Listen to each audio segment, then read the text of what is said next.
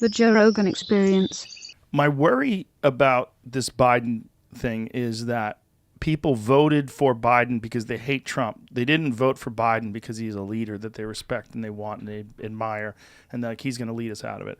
Like if Obama was calling for unity, if he was the guy that was the president and he was calling for unity, we've got to abandon all these ideas, about division. We're all together. And he brought everybody together again. That might work.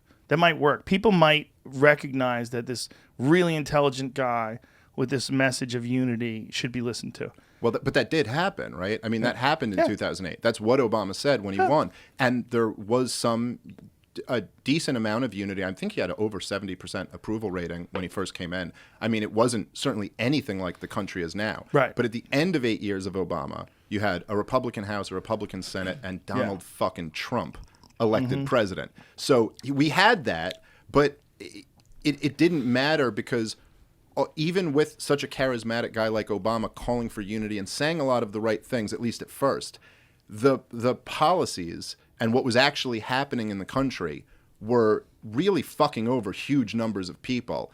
And then also things that might have been somewhat out of Obama's control, but not completely out, is that the era of, it was like the Obama recovery, which was the most like cronyist, corrupt recovery ever, and the woke lecturing all rose up at the same time in the Obama years. Not all of it his fault, but some of it is. Do you see that Kamala Harris has her gender pronouns in her bio on Twitter now? Oh, yeah.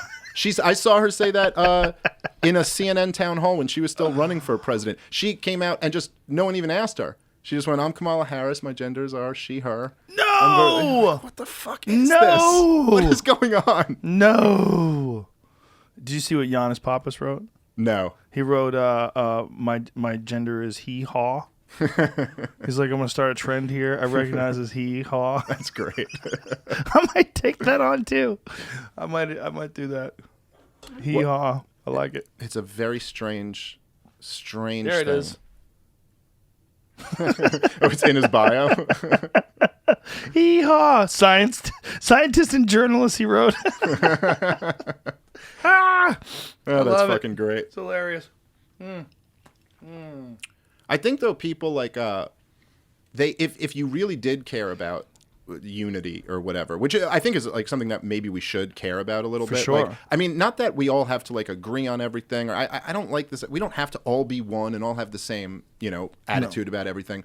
But when you see what's going on in the country over this year, the culture war shit is really scary. And like people should be appropriately concerned about that. When you see what's going on in what's going on in Portland this year, where you had like the fucking, militias facing off against each other. You have like the Antifa versus the Proud Boys type shit. It's like they're playing pretend civil war. Yeah. Like it's kind of a game. They're LARPing. Right. But it's kind of not that far off. Right, because what people I mean? got shot and killed. Yeah. Yeah. And there are people on guns staring each other down. And for every sane person, should be like, you do not want to see a civil war in this fucking country. I don't care how much fun you think this is right now in the moment. You don't want this to actually come to you holding your buddy's head while he bleeds out and screams for his mom. Like, you don't want that. So the idea of toning that down is a good idea.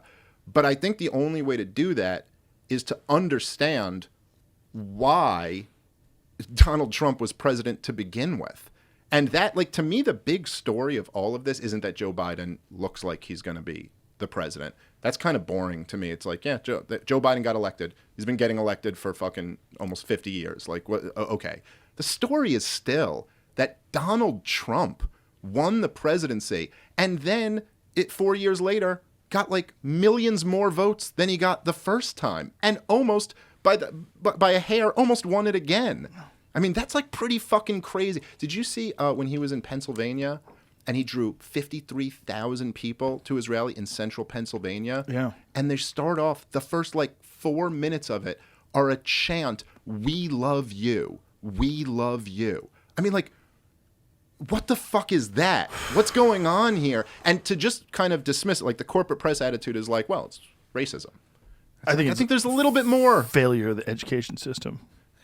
I mean, I I don't- always agree with failure of the education system. That is always an acceptable answer. But I think a big It's a part rejection of it, of looting. It's a rejection of the woke culture. It's a rejection of being called a racist and being called a fascist. that's a big part of it. It's a lot of this call for a radical shift in the identity of America. Well, I think that's a huge part of it. I also think that if you're the woke lecturing is almost like just the insult on top. Like if you're one of these people who lives in these towns, you've seen for decades now, like factories disappear, jobs get outsourced, the life expectancy has gone down, suicides have gone up. You know, you're one of these some guy in central Pennsylvania or all over the country, and you probably lost your job. Now you're working a shittier job.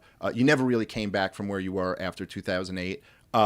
Maybe you got a son who's addicted to opioids. You got another son who has never been the same since he got back from one of these stupid wars. And then after all that, the people who sent you there are now lecturing you about your white privilege. And then Donald Trump, all it really took was Donald Trump came in and said, you know what? I'm for you. Yeah. I'm for you. I'm not for the Mexicans or the Muslims. I'm not for this woke shit. I'm for you, and I want you to win. It's and a simplistic message. Sure. And that's one of the things that he got across. Yeah. He boiled down the whole thing to like make America great again. Like that's a simplistic message. And to people that want to sort of like, they really, some country music songs. I by the way, I'm a fan of country music. I like a lot of country music, but a lot of country music I don't like because I know what you're doing. You're just trying to box everything into this real Right. simple. We're gonna go down to the lake. We're going to have ourselves a drink. You know what I'm saying? We're going to take my truck. Everything's going to be great. I miss my grandma. Like, there's like this simplistic, really boiled down worldview. And it comforts people because people are scared of nuance and they're scared of the complexity of life. Yes. And Donald Trump was a master at that. Yeah. Boiling things down to a real simple slogan, a real, simple phrase that people can wrap their heads around and get behind. But there's also that on the opposition to Trump's side where they try to boil things down to like, well, it was racism or it was white supremacy or something like that. Yeah. And you're like, there's a lot more going on here. And I really think that if these people on some level recognize that they've been screwed over by the establishment, forgotten by them, and that they are hated by the establishment, which is true. They're right about that. And so they wanted someone to fight for them. And I think Trump represents that to them. I don't think he really was that from my perspective. I think he's kind of a con artist. But I do think that he tapped into something that's really powerful and that actually could get a lot worse if there's not some kind of like reconciling with it. Yeah, how does it get better now? That's the real question. Because how does it get better with Biden and Kamala Harris? I mean, unless people unless people realize that things aren't going to change for the better with them in office. Well, I think that realization is going to come About a year and a half soon. from now. Yeah, something like that, maybe. Maybe even sooner, because things move fast these days. Yeah. But I do think that one of the things that's interesting with Biden and Kamala Harris is that a lot of these super progressive people are celebrating right now because Trump was out, and so Trump was defeated, and they feel like they helped get Biden and Kamala Harris in, they were certainly a portion of helping them. And then Trump also is the one who is saying like, well, Joe Biden, he's just a Trojan horse for AOC and Ilhan Omar. He's a Trojan horse for socialism, which is actually complete bullshit. Joe Biden, if anything, is a Trojan horse for Dick Cheney. Joe Biden is a Trojan horse for the establishment, war hawks, big banks, corporate elite, tech giants. Look at the people who's filling his cabinet. Yeah, with. It's going to be them. He's filling his cabinet with Republicans. Mm-hmm. But those Republicans. Yes. But those Republicans. The ones who basically caused this whole mess to begin with. One of the things that Trump said during his campaign, he's saying, talking about how much money that Joe Biden raised, he said, I could raise that money too, but I'd have to make those deals, and then I'd have to be compromised. And when he was saying that, I was like, he's right. He's not wrong about that one. He's not wrong about that, because if he decided to play ball with all those guys, like they would have got behind him. And Yeah. the narrative would have switched. Yeah, that's for sure. And it's interesting. It's a really important question that people might want to like ponder. Even people who really hate Donald Trump. And you can really hate Donald Trump. That's fine. But you might wonder why it is that the establishment hates him so much. And I have like my guess is that it's not for the same reasons that your left-wing friend hates Donald Trump. Like, I don't buy for a fucking second that the CIA and the Republican establishment hated Donald Trump because he said mean things about Mexicans. Like, I just don't buy that for a fucking second. These are people who will slaughter brown people in third world countries and lose no sleep over it. Like, I don't buy that's why they hated him. I think what they hated about Donald Trump was that he was a wild man who would blurt out things. And he'd blurt out a lot of crazy shit, but then he'd also blurt out the truth. And that was something that you're not supposed to say that. Like, when Donald Trump was running in 2016, he stood on the Republican primary debate stage in South Carolina, Republicans in South Carolina, and looked at Jeb Bush in the eyes and said, your brother lied us into war in Iraq.